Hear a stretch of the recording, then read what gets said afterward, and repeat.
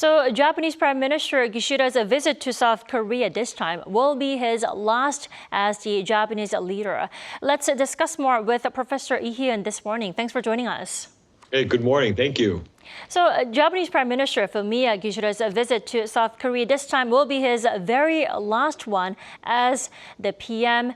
Let's talk about the timing of his visit to South Korea for one last time. Yeah, it does seem a bit unusual for a prime minister to visit this time, particularly because he's stepping down from office. And so as a result, that situation in terms of his own sort of standing, I mean, in terms of going forward is a bit strange. But I mean, as far as going forward, there's expecting to be a number of different kinds of initiatives that they're going to pursue. So, I mean, as far as establishing the relationship between the two countries, there's a bit of sense that they're going to move forward in terms of reestablishing their links and also just making sure that the relationship goes forward in a very positive way. So from that perspective, there is a bit of, I think, a momentum forward for the two relations to go forward and in basically to reestablish and to maintain this momentum that they've established over the several years that they've been together. Right, and Yoon and Kishida are expected to sign an agreement that will help their people evacuate in case of a conflict in a third country. Isn't this the first time that Japan is trying to ink something like this? Why with South Korea? Well, this is very practical and symbolic. So in the past, both countries, because they have nationals all around the world and they're involved in particularly development projects in various nations, they can be in conflict zones. And sometimes, when there's a conflict or a natural disaster and you have to evacuate citizens, either country has an interest, obviously, to evacuate their own citizens. But in this case, in the past, what we've seen, especially in the Middle East recently, South Korea offered to Japan, and Japan accepted that offer of having their own citizens, Japanese citizens, take South Korean government jets to go back home to Japan, and vice versa.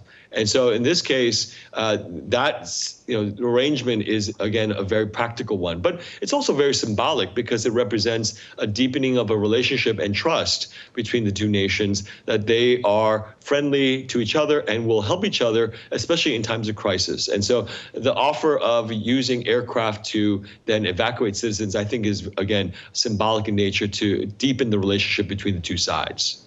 Definitely. And we all know how South Korea and Japan relations have come a long way with a dramatic shift in improving their ties under the Yoon administration. Professor Lee, do you think its momentum will remain regardless of the leadership change coming into Japan? Well, I think that momentum will sustain itself for a while because Kishida, having for the last approximately 3 years, will be meeting President Yoon for the 12th time. And that momentum, of course, will not be quickly slowed down, even with a new successor coming into office. So even if the new Prime Minister of Japan, decides to change course to a certain degree, this force towards improving relations, particularly because the government has set out this objective on the Japanese side to improve relations and specifically, think about the relationship in the context of the trilateral relationship between the United States, Korea, and Japan. So as far as, changing course and, maybe a policy shift, even if it happens, it won't happen immediately because of the kind of established relationship now that Kishida has established with Korea in this new sort of era of Korea-Japan relations. But that, of course, doesn't mean to say that a prime minister of Japan can't obviously change course. But I think it will take quite some time, even if the new prime minister decides that another track should be taken. But I suspect that there is enough momentum here to establish that relationship going forward. Well, does that mean trilateral cooperation between Seoul, Washington, and Tokyo will remain solid as well? I mean, even with the new leadership in the U.S. too? That's a good point, because in the United States, the really X factor here, of course, is the election. And, Vice President Harris and President Trump have very different, I think, approaches towards relations sort of in the Northeast Asia region.